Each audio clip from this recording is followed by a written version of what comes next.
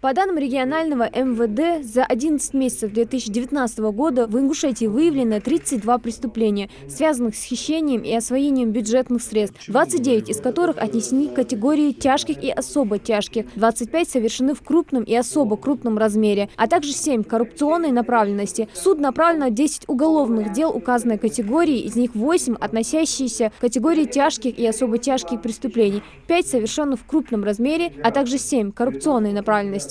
Возбуждено в 2019 году 27. Вот из них вы направили в суд. Из них приговора, вступившие в законные силы, осужденные. Антикоррупционная составляющая и комиссия, которая она направлена и на профилактику в первую очередь, и неотвратимость наказания. Если этого не будет, то мы ничего не добьемся. Поэтому я хотел бы, чтобы вы реально вникали в эти вещи. Здесь все очень актуальные дела возбуждаются и по жилью, и переселение граждан с ополосневой зоны. Ввиду того, что те люди, которые строили, взяли бюджетные деньги, обманули, форму хищения разные, в основном мошенничеством. Одна из форм, да?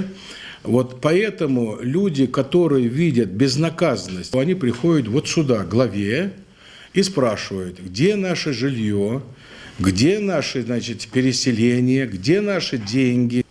Вот взял строить дом там, да? Дело возбудили, он в бегах, а денег не хватает.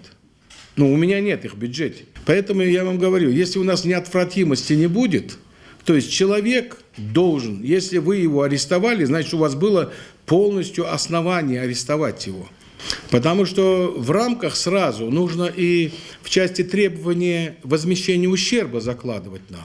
Метаанализ данных различных ведомств и структур членов комиссии привел к заключению, что в регионе наблюдается низкий уровень заявлений, а также уголовных дел по обвинению в коррупции. Показатель, не соответствующий уровню проблемы. При опросах респонденты в этом аспекте апеллируют к тому, что при выяснении обстоятельств вместо недобросовестных чиновников чаще всего страдают сами бизнесмены. Вы поймите, каждый человек, который не делает работу здесь, он берет у одного человека и другого оставляет без ничего.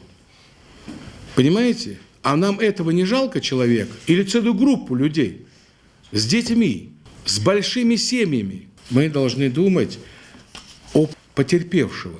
Потому что у нас потерпевший, мы его забываем, этого в тюрьму, а потерпевшие ему же ничего не дали, не вернули. Понимаете? И он остается у нас социально незащищенный. Поэтому вот в первую очередь, мы ведь должны потерпевшую сторону. Если ведь обворовали больницу, значит, там лекарств не хватит, не знаю, там койки не хватит. У вас серьезная работа идет сейчас. Я хотел бы, чтобы, Михаил Владимирович, она вот у нас в этом же направлении продолжилась. Глава региона в завершении отметил, что без неотвратимости наказания решения проблемы коррупции не будет. В сознании сидит безнаказанность, нет ответственности, заключил он. Хади Добреева, Хусейн Гагиев, Юсуп Ханив, Рахман Цуров, Новости 24.